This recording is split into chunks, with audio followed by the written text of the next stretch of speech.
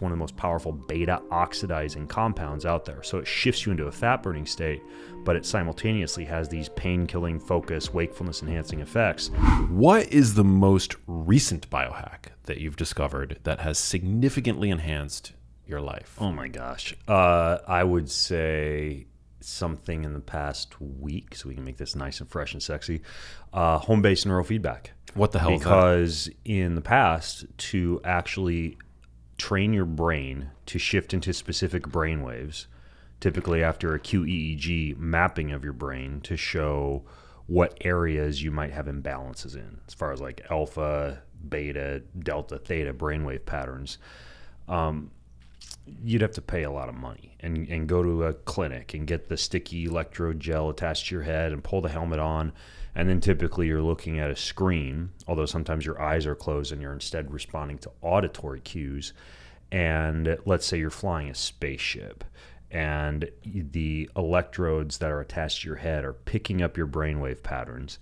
And when you are straying into brainwave patterns that you're trying to adjust or correct or downregulate, the ignition will stop coming out the back of the spaceship, or it'll slow down. Or you can even like watch a movie with the cap on and the movie will start to fade and your brain goes, oh no, it's like this subconscious slap on the wrist. Wow. And then over a series of sessions, you train your brain to have, let's say, decreased distractibility or better focus or better sleep onset or whatever it is you're looking for.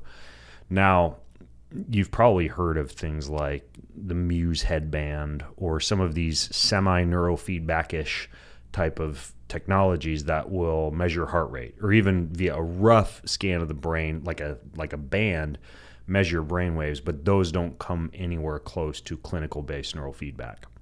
So last week, and I'm 8 days in of daily use, I've committed to doing it for 4 weeks without skipping a day.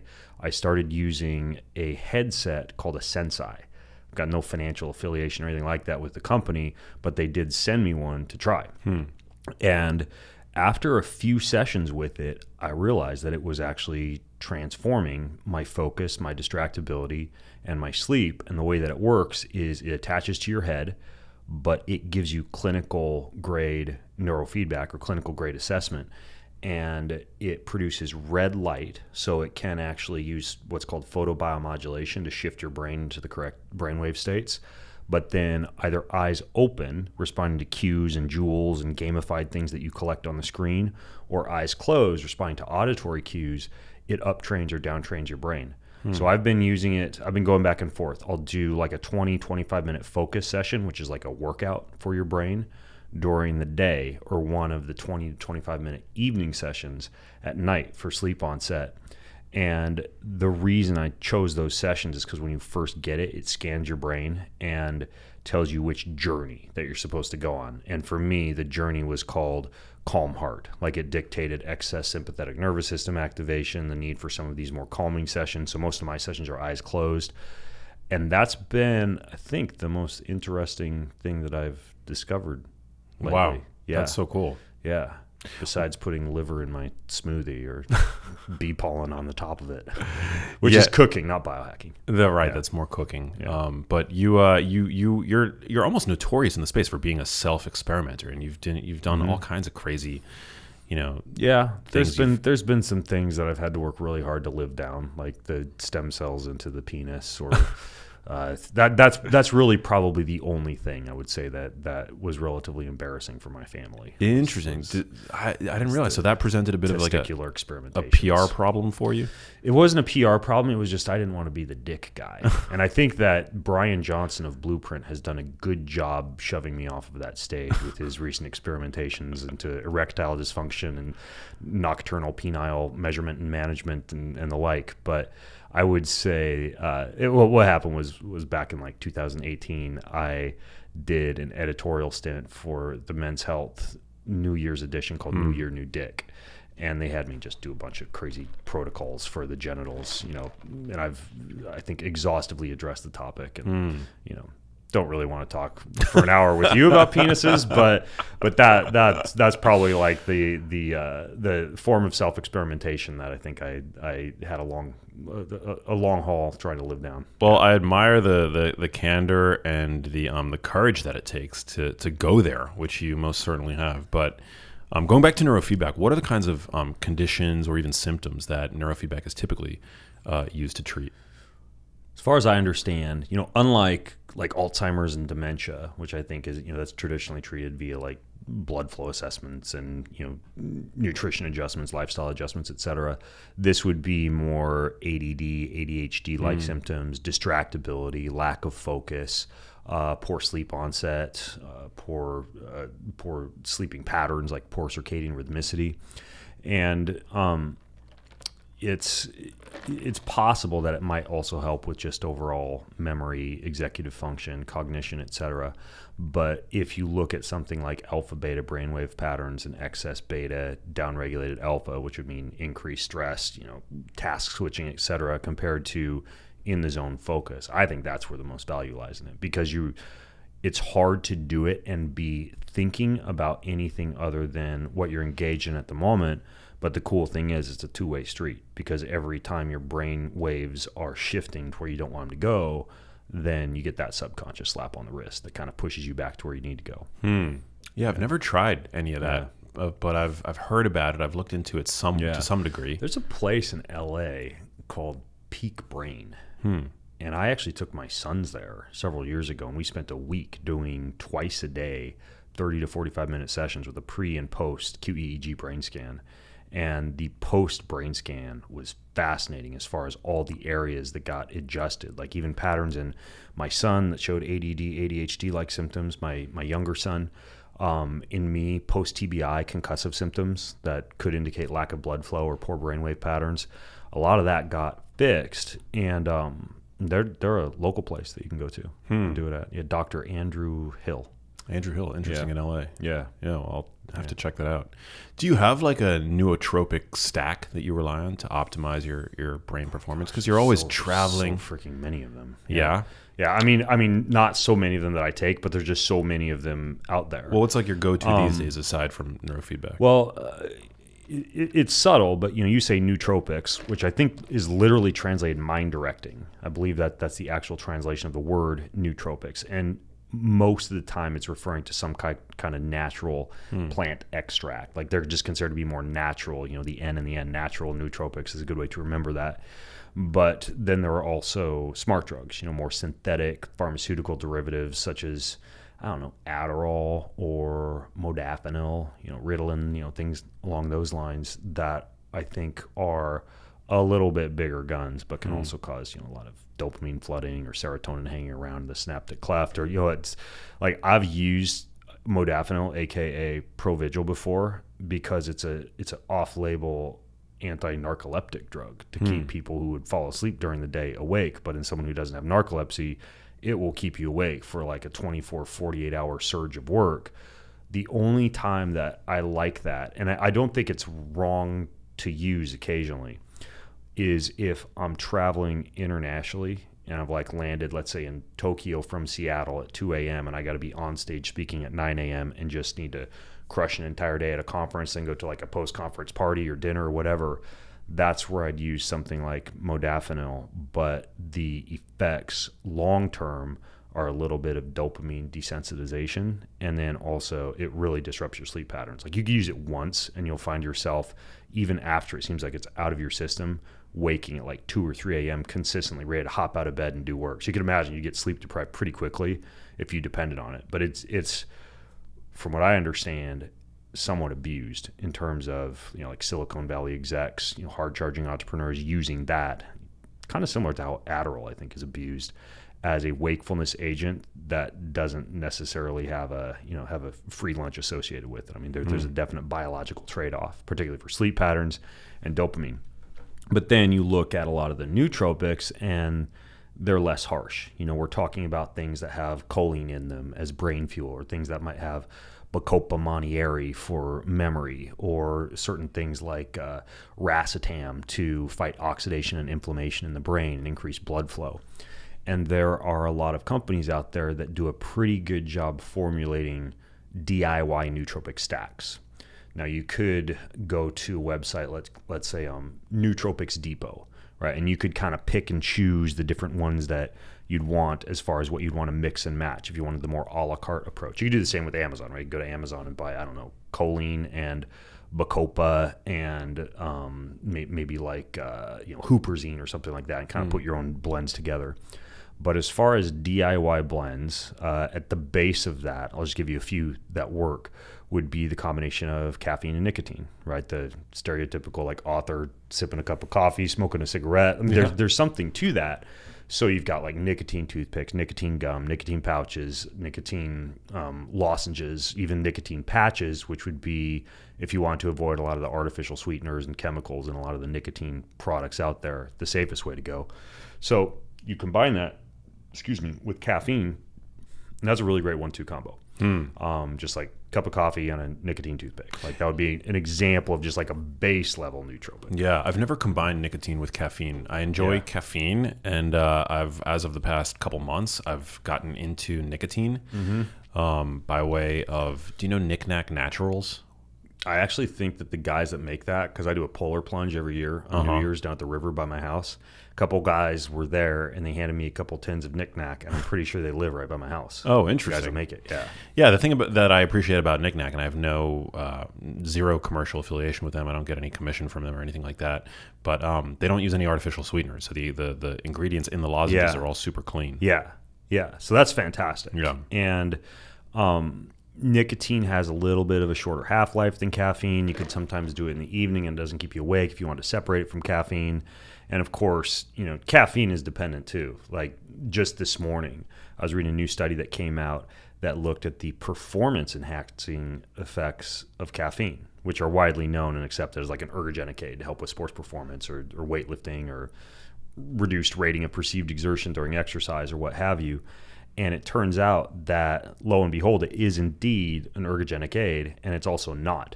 It seems to increase performance in people who are what are called fast caffeine oxidizers. Like you can have that tested genetically, via Self-Decode or Strategene or DNA Company or any of these companies that'll test your caffeine metabolism genes. But a no change or a decrease in performance in the people who are slow caffeine oxidizers. So it kind of depends how caffeine is going to work for you, depending on how quickly it's in and out of your system. And this is why, I think I've said this in the past. You've probably heard this before also. If you're a slow caffeine oxidizer, then it can be beneficial if you have a cup of coffee or shot of espresso or cold brew or whatever to take theanine along with it, because theanine kind of causes it to have a little bit less of like a jittery, putting you on the edge type of effect, like 100 milligrams of theanine. And what is theanine? Theanine is, I think it would be classified as an amino acid, I believe, but it's used in supplements typically as something to increase focus or decrease anxiety. Very similar, like an adaptogen, like reishi mushroom or rhodiola or ashwagandha or something like that. Wow. So dirt cheap. You can buy like Now Foods theanine powder on Amazon. And it's like, I think it's naturally occurring in green tea, is it not? It is. Yeah. Wow. Yeah. Which is why like the green tea with the what's it called, the EGCG, epigallo something catechin something. Yeah, that actually has other components like the theanine that help balance that out. I get nauseous when I drink green tea. I just don't like the flavor for some reason. I've never been into green tea or matcha ceremonies or anything like that. But anyways, the caffeine nicotine, that would be a base, but then there are other companies that combine a whole bunch of stuff. I think some of the better ones out there, on it does a pretty good job with Alpha Brain, and that has alpha GPC in it as one of the primary ingredients. There's another company called Notable that has one called Focus, and it has MAOA inhibitor, which is similar to what you get from like a microdose of ayahuasca or something like that. But then they put tyrosine, theanine, I think a few other compounds in there, and that's like a real good one for just general focus. That was called Notable. A company called Qualia. They have one with over 40 different nootropic ingredients. That one's called Qualia Mind. I don't like the fact that you got to take a huge handful of capsules, like 7 to 8 of them, but it is well formulated in that you've got like the memory components, the anti-inflammatory and antioxidant components, the blood flow components, the choline components.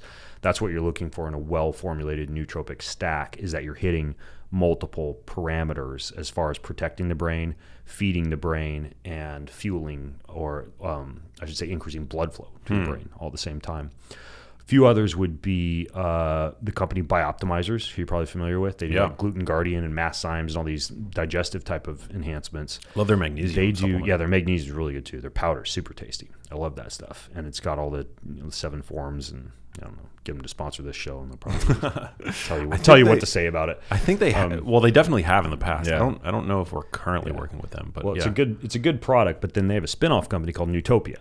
And you go to their website and you take a questionnaire that determines your unique kind of neurotransmitter type. Very similar to, there was a guy back in the day, Eric Braverman. He had the Braverman test, and you could go and figure out whether you were GABA dominant or serotonin dominant or dopamine dominant or what have you. And Nootopia's online quiz is similar. And then they hand select from about 12 different blends that they have and send you a box to your house that has like one for focus or one for sleep or one for GABA or one for choline or whatever it is that your quiz indicated that you needed. And then they retest you on a regular basis to kind of adjust your monthly shipment. That one's really good. It's also really expensive. That's like $400 a month. And you're obviously just kind of tied into using it because you have this giant box of nootropics. And then a couple others that are interesting. One is called Wukio, and they're kind of new, Wukio.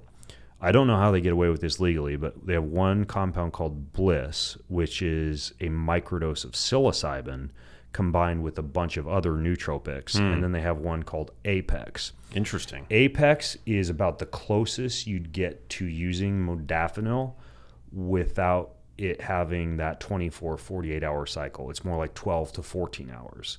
And the Bliss one is kind of like that plus psilocybin, which gives you a little bit more of a surge in like creativity, which is generally what psilocybin would do. Like it's good How do they sell that? I mean, creative day. I have no clue. They're probably going to go out of business after we release this podcast, and the feds show up at their door. That's a bummer. And then probably the last one would be talked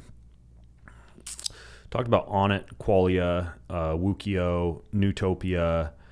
I think probably the last thing to think about would be the idea, kind of like psilocybin, of microdosing with so-called entheogens or psychotropic agents. I think that that's a very safe and effective way to use them. It's just a sub-perceptual dose of something that would normally make you trip. Like taking, instead of 100 micrograms of LSD or lysergamide like LSA, using 10 to 20 micrograms for a heavy focus day or even like a heavy workout day. As a matter of fact, ultra endurance athletes, particularly ultra marathoners, the top 2 agents that they use to enhance performance, and I know a few of the top runners, and they've told me like most of the top competing athletes are on these 2, is they use a small dose of THC to enter into that pain-killing bliss-like state during a 100-mile run. So we're talking about like 5 milligrams or so, like a sativa type of blend, and then 10 to 20 micrograms of LSD, because LSD is something that shifts you into beta oxidation, fat burning, which is obviously beneficial for an endurance athlete, extremely quickly. As quickly as something like ketones are going to shift you into a state of fat oxidation, but they're going to give you that same type of feeling as a high amount of fat oxidation, as though you've been carb or calorie depleted for a long time. LSD does that similarly. It's one of the most powerful beta oxidizing compounds out there. So it shifts you into a fat burning state, but it simultaneously has these pain-killing, focus, wakefulness-enhancing effects. Wow. So runners, like endurance athletes, will stack small dose of THC with small dose of LSD as like this plant medicine type of stack. There are other compounds like Feel Free or New Brew that are combining kratom with kava, like the wakefulness and pain-killing effects and the kind of like the euphoric effects of kratom with some of the relaxing effects of kava. That would be another example of a plant medicine blend. Yeah. But it's just this idea of taking things that indigenous tribes or modern day shamans or whatever would use to trip out, taking them in smaller doses for focus or creativity or pain-killing or workouts or or anything like that. I didn't know that about LSD. That's very interesting. Yeah. I've never tried LSD. Yeah. But I'd be curious to know if psilocybin had a similar effect with regard to beta oxidation. Well, I don't think that it does. And furthermore, psilocybin, unlike LSD, increases sensory perception. This is why in many cases it's used by some people as hunting medicine, right? Because you smell better, you hear better, you see better, but you also feel better. Wow. So technically it would increase pain or increase perception of pain. Like it would make an ice bath feel colder, or a sauna feel hotter, or a workout potentially feel harder, or at least you'd notice the lactic acid a little bit more. So you get a little bit more of an in-body noticeability of like pain and discomfort with psilocybin. You know, and LSD kind of masks a lot of that. So they act a little bit differently. And those would be some of the main ones. I suppose that you've probably seen a lot of the biohackers with like the blue tongues. Yeah, methylene blue, right? Reporting the blue urine. Yeah, methylene blue, which is... What's the deal with that? It's like it's what would be called like a pleiotropic agent that can, in the body, accept electrons or donate electrons.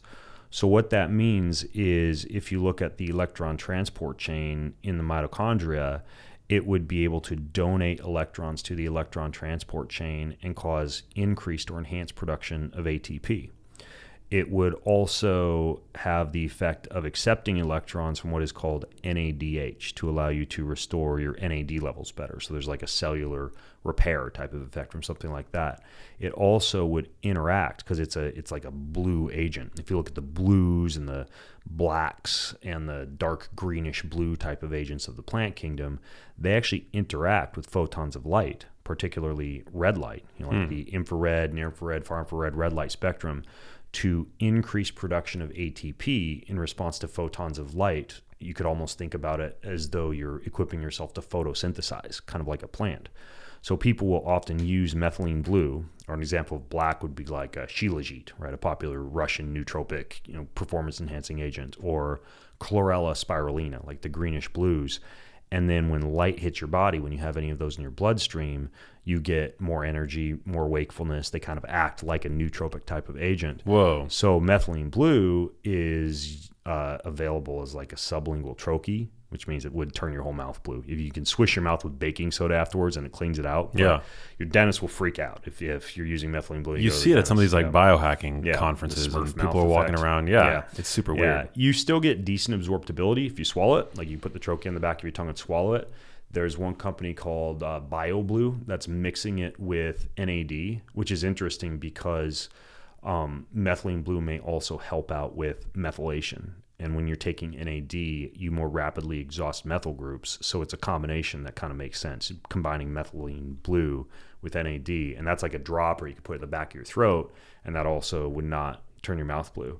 There's a guy, Dr. John Lawrence. Have you met him down in Florida? No. He's like a Dr. Strange of medicine. He makes a methylene blue eye drop, which is amazing, actually. I just got some a couple of weeks ago. It makes it look like you're crying blue tears. I didn't realize till I put it in, and my wife asked me why my face was blue. It kind of stings the eyes a little bit. So kind of like hold your eyes open and you put it into your eyes, and there's an area of the brain. It's called the blue area, the locus coeruleus, I believe it's called. And if you look at methylene blue, a lot of it when you take it winds up in neural tissue in the brain.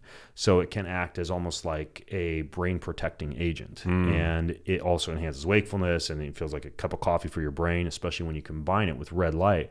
But John makes eye drops and also a methylene blue suppository if you want like rectal capillary absorption of methylene blue.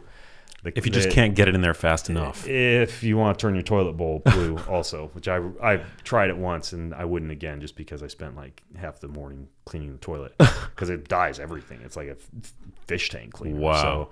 So it's very interesting though, especially when if you try it and you combine it with red light, like going in the infrared sauna, you definitely notice this big surge in energy. That's interesting because we've talked a bit about the benefits of red light therapy, which is something that I'm super, just my skepticism radar is like always on high alert when talking about red light therapy. But I know that there's really legitimate science on it. But you're saying basically methylene blue can help sensitize your cells even further? It interacts with part of the cells called the cytochrome oxidase pathway. And so it acts as like an electron acceptor when it's in that system and photons of light hit it. So, wow. Yeah. And it's got a lot of other interesting properties. It was originally used like as an anti-malarial drug.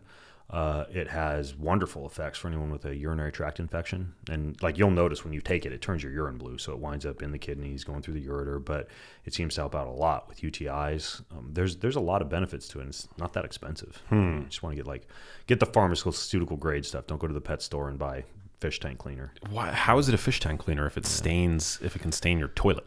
I think in certain concentrations it can kind of like polish, but the pharmaceutical grade stuff is so dense and concentrated. I think it's just such a blue that it dyes stuff. And is it like a synthesized compound, or is it found in food? Or I don't think you can find it in food. I think it actually has to be synthesized. Interesting.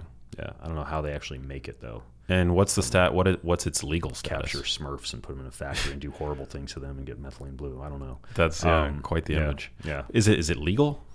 It is. It's legal. I mean, if you were to check if you're an athlete in NCAA or WADA sanctioned events, you could go to a website called Global Dro. Have you heard of this one? No. Yeah, globaldro.com. You can look up any compound and then you look up your sport and you can see if it's banned or not banned in your sport.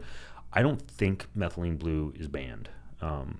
You probably wouldn't even need to get tested for it if you were using it, though, because everyone would know right away with the blue mouth or the blue urine. Yeah. You would just have to pee. They wouldn't have to take it to the lab. They'd just look at the pee and very interesting. Blue, you're out. Penis stem cells aside, what's the weirdest thing you've ever done in the name of biohacking?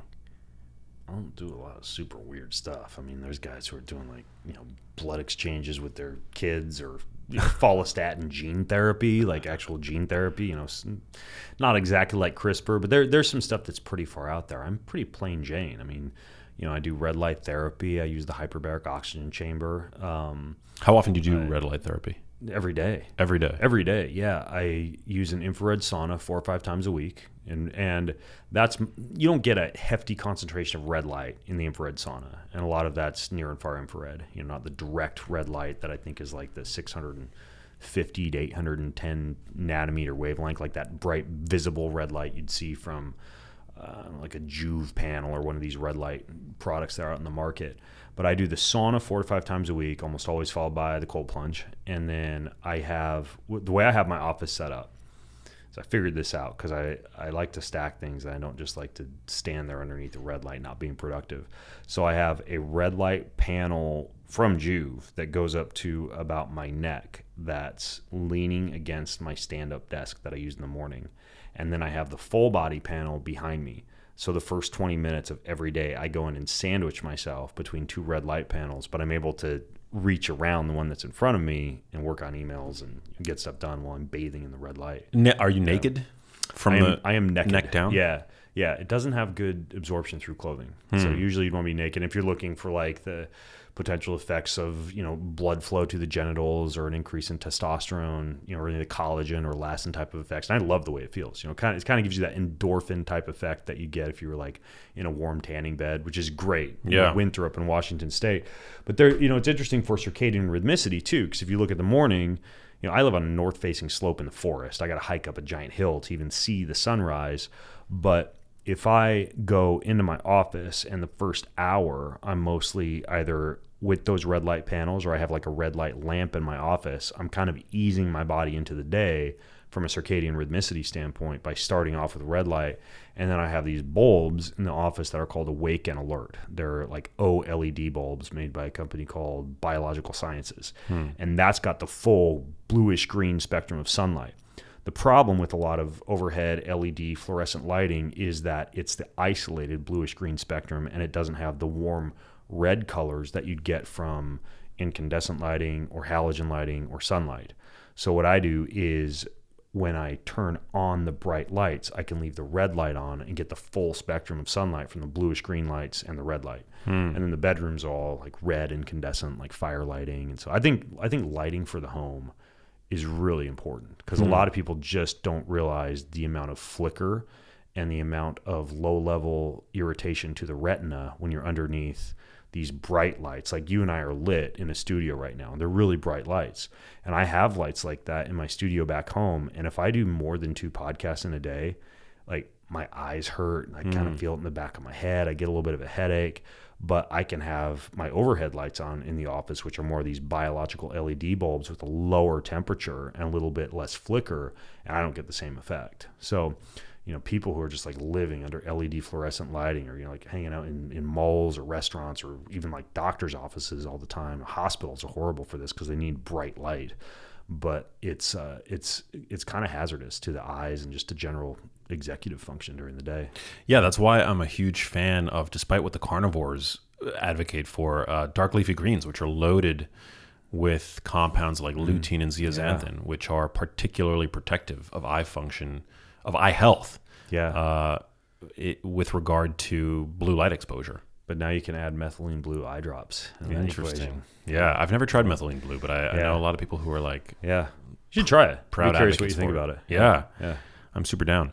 You've been in this for such a long time, and we've known each other for almost a decade at this point, I feel like. Yeah. We met at Miraval at Mind Body Green, Jason Wakalb's event in Arizona. We were both speaking down there.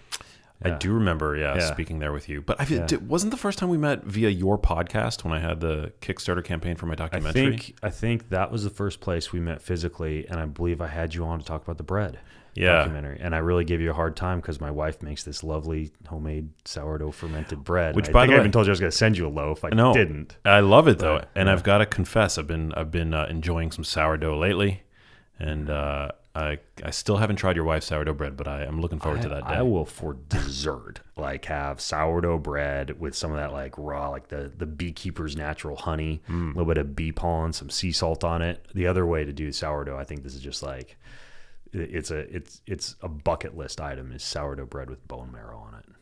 So good. I've had that. Good.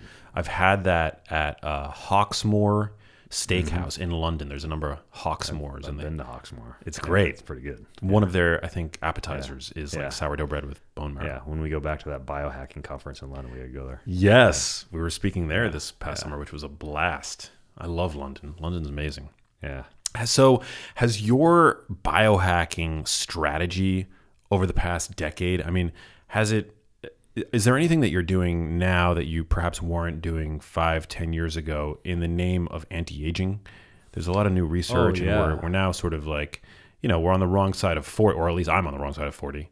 How old are you? 41. 41, yeah. Is that the right side or the wrong side? I think that's the wrong side. So you're on the wrong side too. All right. Yeah, we're both there. Are you 41? I'm 41. Yeah. Okay. Yeah, we're the same age. Think about that. That means you're over 40. Yeah. So the question is then, has your strategy changed to, embody more of an anti-aging approach? Yeah, because I carved out a name for myself in the health and fitness industry first as a triathlete. Like that's all I did was I coached triathletes. I raced triathlon. I was all over the world competing Ironman and half Ironman. And then I transitioned from that into Spartan racing and raced for Reebok for the Spartan Pro team for 4 years. And before that, I was in bodybuilding and I played collegiate tennis. And it was up until about the age of 37 that I was mostly known as like the masochistic endurance athlete, or as kind of like the fitness sports guy. And it's been in the past 4 to 5 years that I've kind of pivoted into like a bigger interest in anti-aging and longevity, and hung up the hat on all the hardcore workouts and got more into like walking and hiking and pickleball and just like little slower paced lifestyle. And you're not beating the hell out of your body the way that you used to. No, not at all. I mean, I still like, if you were to go work out with me, you'd still feel kind of crushed probably, but it's nowhere near like, going out and running like 70 miles on the weekend, or going on 6-hour bike rides, or swimming 4K in the pool 5 times a week or something like that. So the interesting thing is that I think, and I don't know if you've experienced the same thing as a podcaster and as a health influencer and personality, as my audience has gotten older, I feel like the type of things that they look to me for has changed. It's like family, parenting, relationships, general health, anti-aging, longevity, spirituality, right? Which becomes more fulfilling to people once they realize that it's not all about the body and the brain and sex and money and cars and houses. And they start looking for, advice about meditation and prayer, or connection to God, or connection to family, or a lot of these things that are arguably more important than some of these hardcore physical pursuits. And anti-aging and longevity has, of course, been a part of that for, I think, both my audience and me. So what has changed? I think there are some very interesting supplements out there that I've started using that I would consider to be pretty good longevity enhancing agents two that I would say are at the top of the totem pole would be peptide bioregulators, which are very short chains of amino acids with about 30 years of research, primarily Russian. If you look up the research, almost all the papers on it are written in Russian, with a guy named Dr. Kabinson leading up the research on those. But each peptide bioregulator is specifically designed to target a certain organ and support that organ with healing as it ages, healing or regeneration. So the liver, the thymus, the pancreas, the testicles, the brain, etc. And the way that you use them is typically you wouldn't take them every day all year long. You do a couple of 10-ish day protocols a couple of times a year with a stint of peptide bioregulators to support every organ. And I started doing that about 3 years ago. Then the other one is a very interesting extract of soil that was originally found on Easter Island. Rapa Nui is the name given to it by the natives, I believe. And they extracted this soil-based compound called rapamycin. And rapamycin, despite in high doses being used as an immune suppressant for things like organ transfer for donor recipients, in lower doses it seems to reduce all-cause mortality in both rodent and human models. And when I say lower doses, I'm talking about at least 1/10 of what you normally use for immune suppression about once a week. So for example, I've started doing 2 10-day stints a year for the past 2 years of peptide bioregulators. I've been using rapamycin at 5 milligrams once a week. It's such a powerful autophagy-inducing agent, meaning it allows for cellular cleanup and repair, that you don't want to take it on a day where you work out or lift heavy. You want to do it on a recovery day because it'll completely suppress the natural response that you'd want from exercise. It's so potent as an autophagy-enhancing agent. It suppresses what? mTOR, right? Yeah, which is exactly, the mammalian which is target what you would of want. rapamycin. Yeah, suppresses mTOR. So it normally costs thousands of dollars to get a prescription for rapamycin if you can get one. I found a company called Anti-Aging Systems, and they have a generic version of rapamycin called RapaPro. And I can get one packet of that, which I think has 3 or 4 foil packs. Each foil pack has 10 tablets, and you only need to take 5 tablets once a week. So it's a 1.5, 2 month supply of rapamycin for like $60. So that, to me, as far as the investment based on the effects that it has, that's a pretty good investment. So I would say those two would be top of the totem pole as far as anti-aging agents that I've gotten pretty interested in. I've also been focusing on the physical parameters that seem to be most associated with decreased all-cause risk of mortality. One of those is grip strength. So I've been doing a lot of dead hangs. I've been doing a lot of dead lifts, more kettlebell work, anything that makes the hands tired specifically, including just like having a pull-up bar in the house and dead hanging from that, or doing a few pull-ups from it every time I walk by it. I have a heavy kettlebell on the floor of my office. I'll pick that up 10, 15 times when I walk by it. I'll do deadlifts with the barbell or with this machine that I have. It's like a workout machine called an ARX in my house. And so I focus on hand grip strength. I focus on walking as well, but it's not your actual step count that is most correlated with longevity. It's your walking speed. And so I walk, but I force myself to walk more quickly than my brain kind of wants to go. And I found this fascinating little device. It's called a counterpace, and it's a heart rate monitor. And you put it on, and it tracks your heart rate and then creates a beat that you listen to via your headphones that times each step to the diastolic emptying phase of your heart. Wow.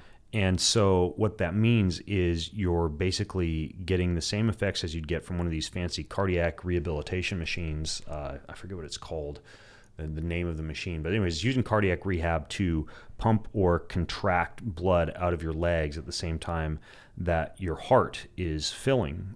And this counterpace device forces you to go at a certain speed that correlates to your heart, and it's dirt cheap. It's like a little heart rate strap and an app.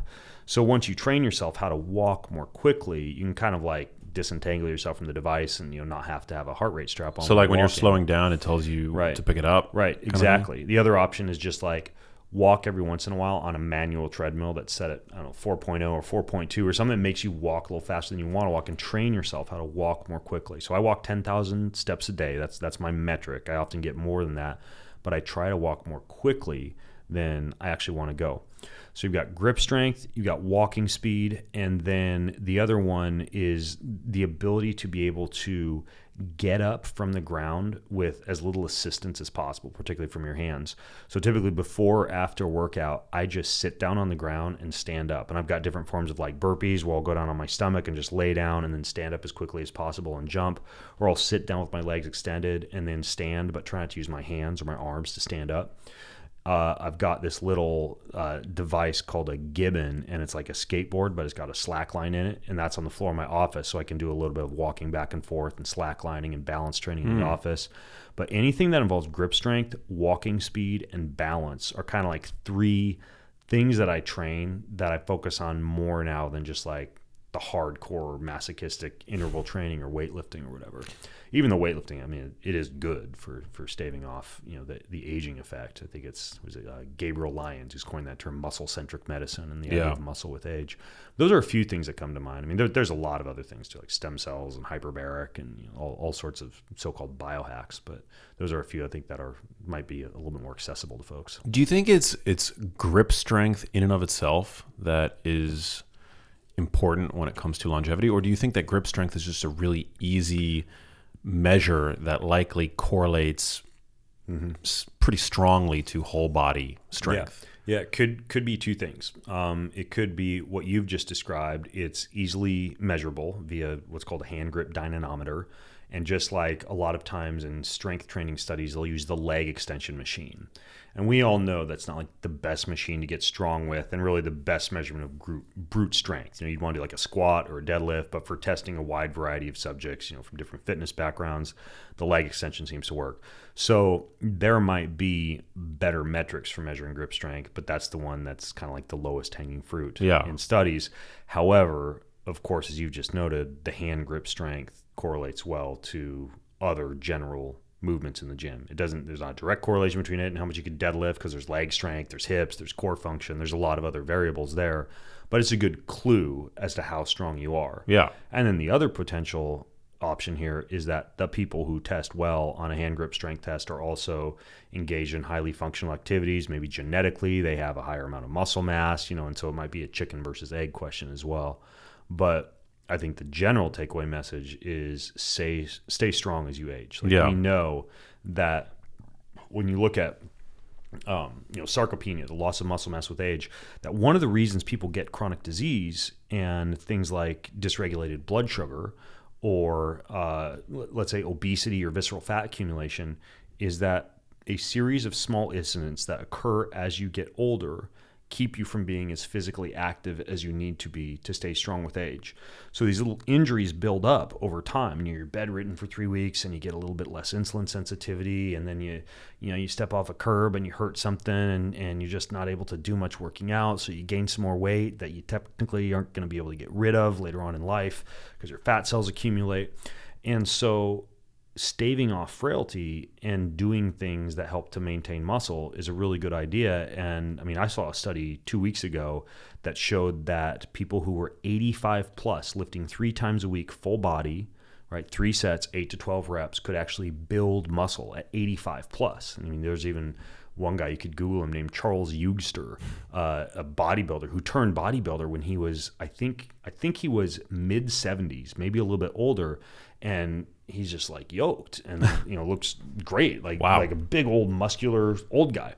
And so it's interesting that a lot of people, I think, are under the impression that you have to be a gym rat to achieve that, but it's very simple. I mean, if you look at the studies, Brad Schoenfeld probably leads the research field on this, on muscle maintenance or muscle building. We're talking 2 to 3 times per week, full body exercise, 3 to 4 sets, 8 to 12 reps. It doesn't take a lot. And you'll often read in Men's Health magazine or whatever, you do your chest and back on one day and your arms on the next day and your legs and core on the next day, and then whatever, your calves and your lower back on the next day.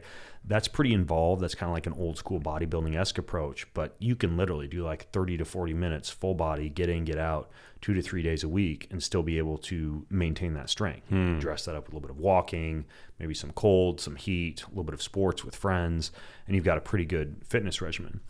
The important thing to focus on, though, and I know you know this as a guy who's pretty geeked out on nutrition, is there are other things that you need to make sure that you have in your body to support maintenance of muscle with age that become critical as you age. Probably the most important would be the drop in pancreatic enzyme production that occurs with age that would limit your ability to be able to break down and absorb protein. Right. So ideally, as you age, you should get about 0.7 to 0.8 grams per pound of protein. But as you age, per pound of body weight. Per pound of body weight. Yeah. You should consider taking digestive enzymes or a shot of apple cider vinegar or something that will help to enhance digestion of those proteins. I'm a huge fan of amino acids, gelatin, collagen, any of these hydrolyzed or pre-broken down protein sources to help with that. And then in addition to that, like some of the main ones would be vitamin D, fish oil, and creatine. Like those three, along with adequate protein, kind of would form the base of some of the things that you need to actually maintain or build muscle with age. And then just make sure you're walking fast, make sure you can get up and off the ground, without needing to grab a lot of things for balance, and you've got a pretty good protocol right there. Yeah, that declining ability to properly and fully digest protein probably is part of the milieu that leads to anabolic resistance, right? Which we've talked about a number of times on the podcast. There's blunted signaling when it comes to once you've actually absorbed those amino acids like leucine and the other BCAAs. But then there probably, as you alluded to, there's like a decrease in the enzymes. Yeah. Like even prior to assimilating those amino acids. Yeah. It's typically more of a lack of muscle protein synthesis and not increased muscle protein breakdown that is the problem. The Journal of the International Society of Sports Nutrition just did a really good paper on so-called MPS, or muscle protein synthesis. And it turns out that one of the most important parameters for muscle protein synthesis is adequate pools of amino acids when you're working out, like when you're in a training state. So as you age, you should even consider, well, am I going to go do a hard workout at the gym like in a morning fasted state? Or am I going to take some bone broth or gelatin or collagen or amino acids beforehand? Am I going to have slowly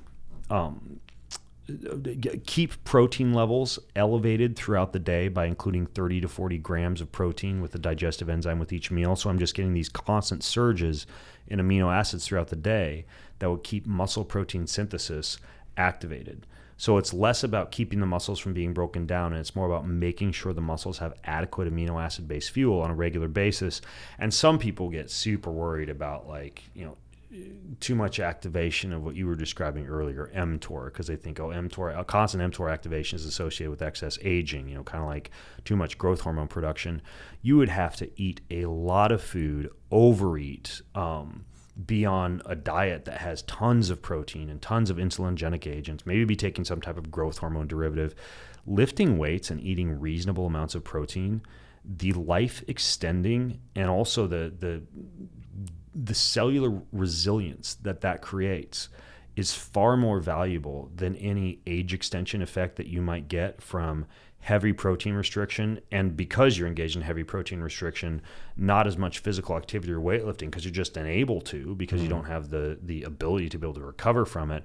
So I'm a bigger fan of a slightly higher flux lifestyle that would involve adequate protein and lifting weights, not overeating, not eating too much sugar, not doing excess protein. So you're mindful of mTOR, but you're not just like staying cold and hungry and libidoless your whole life so you can live a long time. Yeah. Well, I think you're suppressing mTOR. You're adequately suppressing mTOR, I think, for all intents and purposes, while you're sleeping. Yeah. When you're Especially awake. If you're not eating a heavy meal before you go to bed, and you're doing a little bit of intermittent fasting here and there. And I mean, just the act of exercise itself and some of the cellular energy depleting effects of that is going to sometimes limit mTOR a little bit too.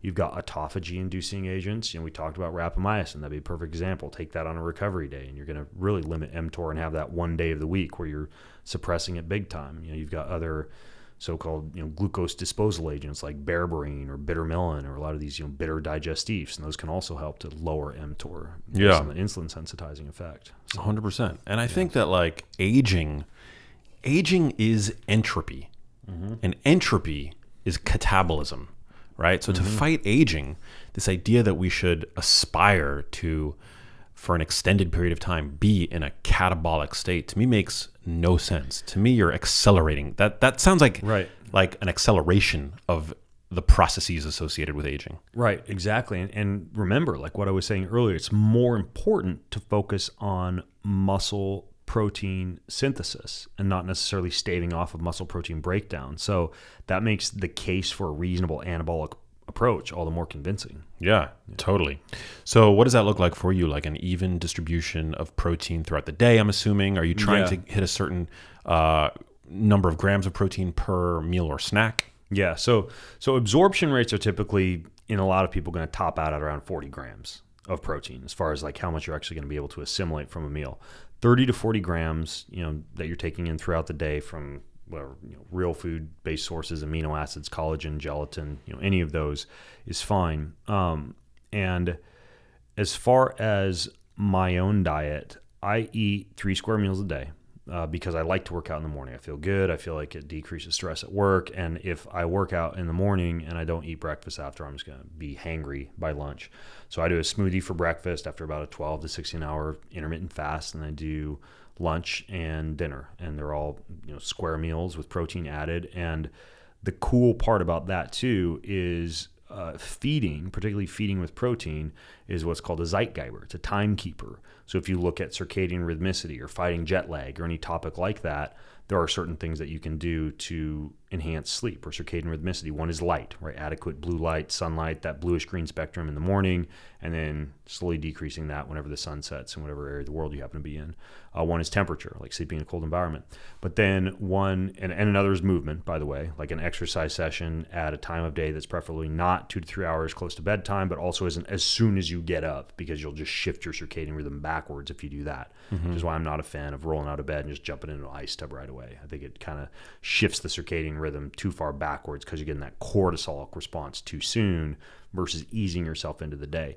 But then the last Zeitgeber would be adequately timed protein, or adequately timed feedings, but the feedings seem to be enhanced when the protein is present from a Zeitgeber standpoint. Interesting. So I don't think you do like the OMAD approach or you save all the protein for the end of the day. I think 30 to 40 grams of protein-ish with each meal is a good idea. Speaking of protein, tell me about Boundless Kitchen. Got some protein in there. This is like my bastardization of cooking, because I do really weird stuff at home. Like I do a lot of biohacking and weird kitchen tools and odd ingredients. So, for example, one thing you'll notice a lot in there is me teaching people how to eat organ meats and make them taste good. Right? So let's say you're supposed to be eating liver or heart or kidney, and it tastes awful to you. It's actually called offal, OFFAL, and you don't know how to prepare it, and it's got like this fibrous collagenous type of clumpings in it. It's chewy and it's just even though it's oddly enough dirt cheap, although it's way more nutrient dense than a lot of the muscle meat is. I think you probably know this, that a lot of these organ meats are high in glycine, an amino acid that appears to have more longevity enhancing processes compared to the methionine that's more highly concentrated in muscle meat. So you're essentially balancing out your amino acids to a certain extent when you're including organ meats. So let's say I want to have, like I did this the other night, I want to have heart for dinner, like just beef heart, right? Like I order from one company called US Wellness Meats, right? So I get heart and liver and kidney and pemmican and bone marrow and bone broth and all sorts of cool stuff from them. So you don't just take the heart and cook it like you would a steak, right? It's super tough, You can't right? just like, reverse sear it and, smoke it for a little while and then put it on the grill or cut it into slices. It's tough. Like it's very collagenous. So the first thing that you do is you take any, and this works for any meat that you want to remove the gamey flavor from or that you want to pre-digest, but you take the, let's say in this case, heart, and you get a bag that you can put the heart in. And I like to use these bags called stasher bags. You can get them on Amazon. It's a heat-resistant plastic, and that's going to be important. I'll tell you why in a second. But you take it and you put it in this stasher bag, and then you put whatever spice, or I'm sorry, you don't put whatever spices in there. I'm skipping a step.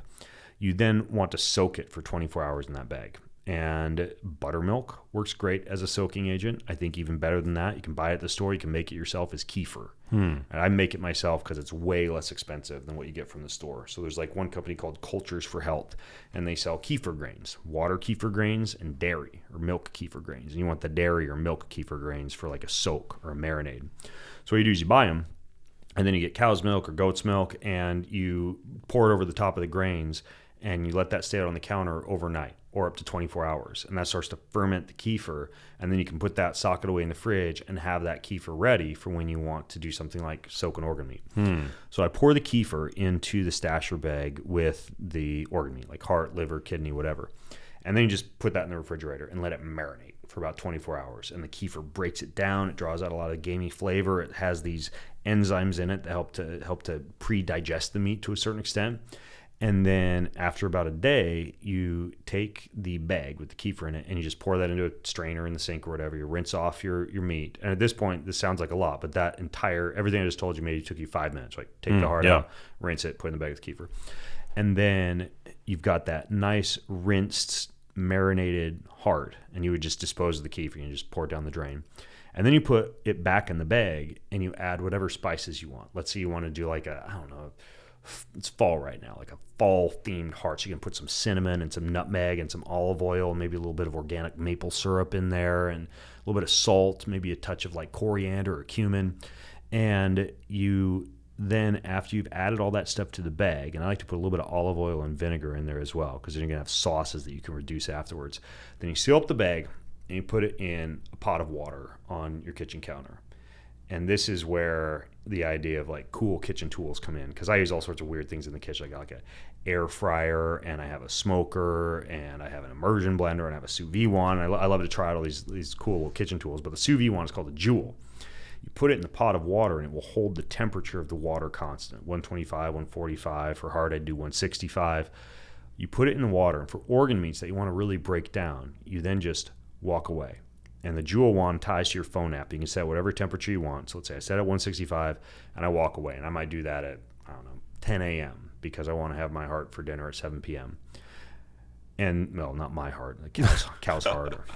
So anyways, when you're ready to eat it, all you do is you take the bag out of the water. And so you've got all your spices and oils and drippings from the meat and whatever else in the bag. And you pour the contents of the bag into just like a little pot that you have on the stove. And that can be like your gravy or your sauce. And you turn that on simmer. Then while that's simmering, if you want to get real thick, you can put like a spoonful of flour or gelatin or any thickening agent in there. And I'll have one of my sons stir that with a whisk in the kitchen while I'm off with the heart. So I take the heart out of the bag, and I'll get out just like a serrated knife, for example, and thin slice it like into little like 1/4-inch thick slices. Is it super tender and soft at this point? At that point, it's like almost fall apart in your hands tender. Whoa. And then you put it on the stovetop, like in a cast iron skillet with a little bit of butter or ghee or coconut oil or whatever heat stable oil that you want to cook it in. I think butter is kind of the best. Well, butter, or my wife and sons, they'll sometimes have bacon for breakfast, and they'll say the bacon fat. That's pretty good bacon Sounds fat good as well. And you just give it a quick fry, like about 2 minutes per side. And so you've got your nice thick gravy sauce with all your herbs and spices on it on the side. Then you have your heart, and you get like a nice brown on either side. And then you just put that on a plate, and you have that with a little Primal Kitchen ketchup or some carrot fries or squash wedges or anything else in there. But you could do that with liver. You could do that with kidney, although kidney is very soft, so you wouldn't need quite as long of a sous vide time for kidney. But with the fat soluble vitamins and the almost like the nature's multivitamin aspects of organ meats, it's really cool to know that not only can you cook them, but the flavor profile is amazing. Like it opens you up to this whole new world of cool flavors. Wow. And the entire book isn't organ meats, but that's an example of kind of like mixing and matching some different dietary and cooking strategies. So there's about 50 recipes or so in the book, from cocktail alternatives to organ meats to sides to sourdough bread modifications. And desserts, man, all sorts of stuff. Dude, I once tried to make heart and it came out disgusting. And it had nothing to do with the flavor. It was just like, it was so tough. I just did, I thought that I could just throw it in the oven for a couple hours, like I do ribs or something. It's the milk or the key. I mean, that's even how you make like a really good, like I've got my my somewhat guilt-free Southern fried chicken recipe in there.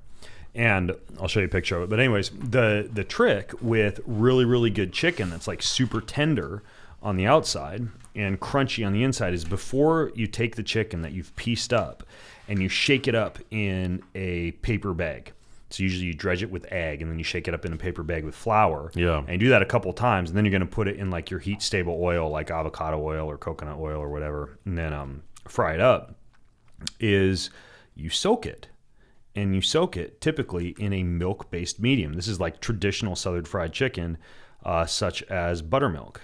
And then you've got like this super duper tender chicken. I know, not the crunchy chicken cracklings. Even those are pretty good too. Mm-hmm. Here we go. Southern buttermilk, mostly guilt-free fried chicken. So that's the fried chicken recipe. Wow. Let's see it. It's so, the photos are first beautiful. time I had the best fried chicken in my life was in Japan.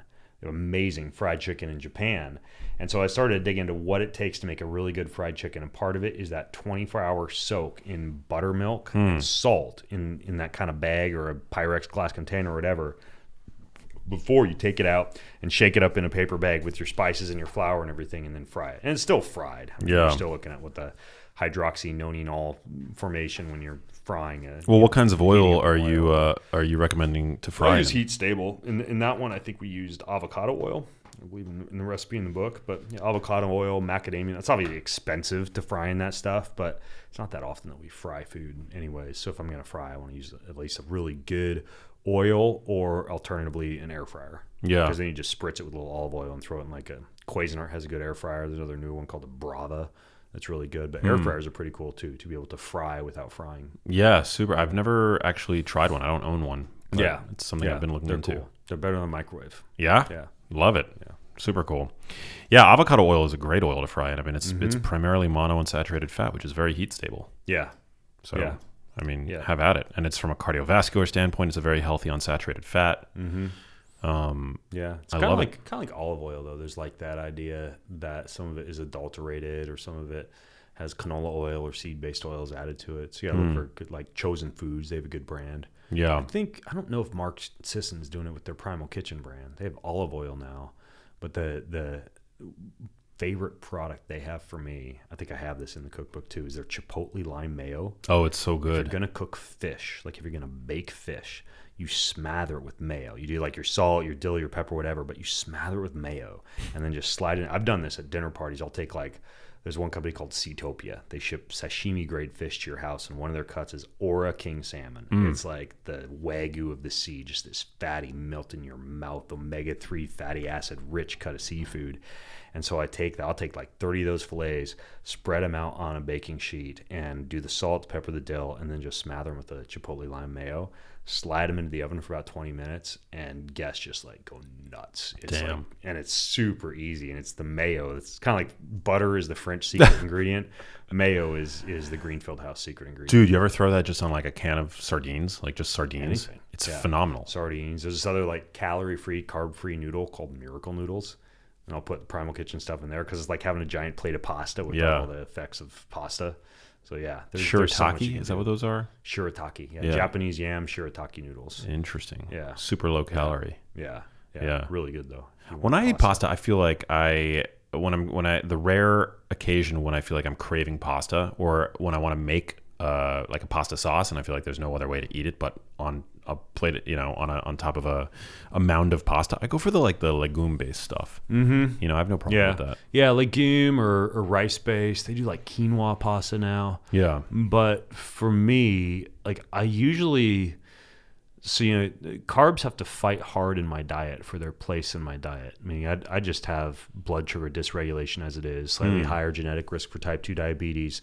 So I'm very picky about carbs when I eat them and the ones that I choose. And I'm just not, we rode our bikes through Italy this year, my family and I did, and we took pasta making lessons. And if we make pasta at home and it's got that, I like it a little bit al dente and like a nice chewy homemade pasta, I'm a fan of that. But in general, I'm not the guy ordering like spaghetti or gnocchi or risotto or whatever at the restaurant, because I'm a bigger fan of like blueberries, honey, even like a good like coconut ice cream or something like that.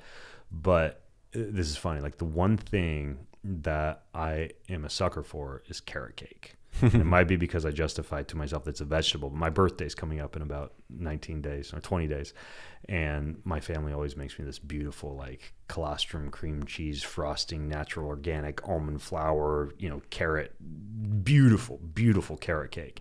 I'm incapable of letting that thing go for more than 24 hours without eating nearly every slice. If I got to travel, I will freeze a few slices and hide them in the freezer underneath some stuff so that my sons don't eat it. So when I get back, I can finish my carrot cake. It's a huge weakness of mine. And it can even be like vegetable oil, drenched, gluten-full carrot cake that I get at the restaurant. I just love carrot cake so much. In fact, yesterday, I'm staying at my friend's house, and his gym's like 2.5 miles from his house. He gave me directions to the gym, so I head out to go to the gym, and I somehow got lost, and I find myself at this park, and I'm running some laps around the park and doing pull-ups from the pull-up bar at the park, and dips on the park benches. And I look at my watch. I'm like, crap, I'm like a half hour from his house. It's like 9 a.m. I'm not gonna have any time for breakfast by the time I get back. Got to be at my meeting, and I'm starved. And as I'm going back, I see an Erewhon. And I have my credit card in my pocket. So I'm like, you know what? I'm just going to go in there and have something to eat. And I already knew I was in a pretty insulin sensitive state, right? Like I've been cranking out push-ups and pull-ups and running around. And the first thing I see in Erewhon is, of course, a giant, beautiful slice of their vegan organic carrot cake. So yesterday morning, I stood out in front of Erewhon with a huge smile on my face, eating a giant ass slice of carrot cake. And Dude, then I carrot ran cake. home. Damn. Yeah. Carrot cake is delicious. Yeah. I had my brother, for my niece's first birthday, a couple months ago. There's a place in the Larchmont area of LA. I don't know what it's called, but I'm sure some LA listeners will, maybe it'll ring a bell or two, and they'll, y'all just like reach out to me. But apparently there's like a really high-end bake shop on Larchmont, which is like it's a little bit east of here. And they made this like keto grain-free carrot cake. Oh my gosh. It was 10 out of 10, dude. I ate so much. I mean, I was paying the price afterwards. Yeah. But when you get like a good icing on it too, like it's all about the icing. And the moistness. Oh my God. It's got to be moist. 10 out of 10. And I actually do have, I forget if it's in this cookbook or the other one, but I got a carrot cake smoothie and a carrot cake acai bowl. Oh my God. So you can take carrot cake. That sounds so good. Amp it up a little bit. Yeah. Damn. Y'all should go check out Boundless Kitchen. So fun catching up with you, man. It's always amazing, dude. Yeah. Yeah. Where can people find you language. on social media? Where can they pick up your book? Books on Amazon or boundlesskitchen.com. I'm in the usual haunting spot on the internet. It's bengreenfieldlife.com. Love it. I don't know my socials on social media, but you can find me. Dude, so fun, man. And you are, again, an OG, which we think stands for I'm Original pretty sure Gangster. It's Original Gangster, orange juice, abbreviated incorrectly. Yes. Yeah, I'm just going to go with one of those. So always Original juice. Yeah, man. Keep Orange Gangster. Orange Gangster. Keep up the good work. Thanks, bro. Yeah. Hey, if you liked that video, you need to check out this one here, and I'll see you there.